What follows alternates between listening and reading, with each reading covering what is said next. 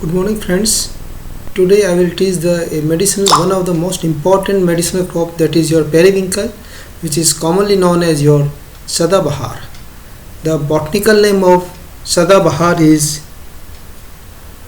Catranthus rosas, that is your pink flower, and other is your Vinca minor or Vinca alba, which colors of flower is white color, and it belongs to family Aponaceae, and chromosome number 2n is 16. Place of origin of your Sadabahar is your Madagascar, and economic part of Sadabahar is root and the leaves.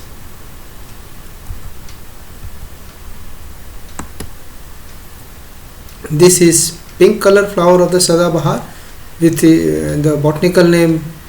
As you know, I have earlier told that Catranthus rosas, and other is your white color Vinca minor or Vinca alba. Then chemical constitution of the Sadabahar. Modern investigation has shown that periwinkle contains more than 100 alkaloids distributed throughout the plant. Medicinal importance due to presence of the alkaloids like azamelacin, serpentine, and reserpine. Reserpine in roots, which is well known for their hypotensive and anti-spasmodic properties. Then alkaloid vincristine and vinblastine, alkaloid from leaves, which has importance in cancer therapy. Then origin and distribution of the plant. The plant is native of Madagascar, and from there it spread to India, Indonesia, Indochina, Philippines, South Africa, Israel, USA, and other parts of the world. In India, it has been grown in the Tamil Nadu, Karnataka, Andhra Pradesh, Madhya Pradesh, Gujarat, Assam in area of about 3000 hectares. The USA is the world's largest user of this plant as a raw material. A single firm which has the patent to manufacture vinblastine and vincristine sulfates has been consuming more than 1000 tons of leaves annually. Then description of the plant. It is perennial herb which grow up to 90 to 120 cm tall. It is diploid with the chromosome number 2n is 16. Type of varieties: rose purple flower, cultivated due to higher alkaloid content, whereas white color variety Nirmal and Dhanwal by CMAP Lucknow is developed. Then soil. The crop is hardy and grow well on a wide variety of soil except those which are alkaline or waterlogged. Deep sandy soil to loam soil, medium fertility are preferred of its large scale cultivation because of better development of roots and also easy to collect at harvest time. Then climate. The distributed of the plant show that there is no specificity in its climatic requirement. It comes up well in tropical and subtropical areas. It can be successfully grown up to an elevation of 1300 meter above the sea level. A well distributed rainfall of 100 centimeter more is good for its successful cultivation. However, the growth in the tropical area where its growth is slow due to low temperature in the winter. Then propagation of the plant. Plant can either be propagated by seeds or vegetatively through cuttings. Since plant propagate by cuttings flower easier than the plants by seeds, it is recommended that for drug production the plants should be grown from seeds, and for seed production from the cutting. Then propagation by seeds. Fresh seeds collected a few months in advance are preferred for sowing as they lose the viability on the long storage. The seeds can either be directly sown in the field or a nursery can be raised and the seedlings are transplanted. Then direct sowing.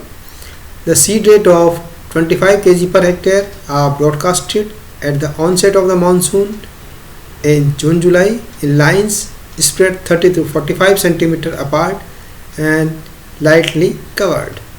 Since the seeds are very small, for easy in handling and distribution, they are mixed with sand about 10 times their the weight.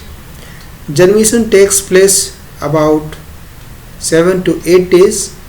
Germination is complete. The seedlings are thinned at a spacing of 30 to 40 cm within row. The flowering start 40 to 45 days after the sowing. Then nursery preparation and transplanting. The other advantage of this method in comparison to direct sowing is that healthy and vigorously growing seedling can be selected and the inferior one can be discarded. Raise nursery bed in March-April in rows spacing at 8 to 10 cm apart and about 1.5 cm deep.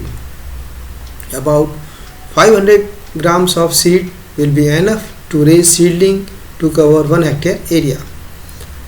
After 2 months of germination, the seedlings are ready for transplanting in the field.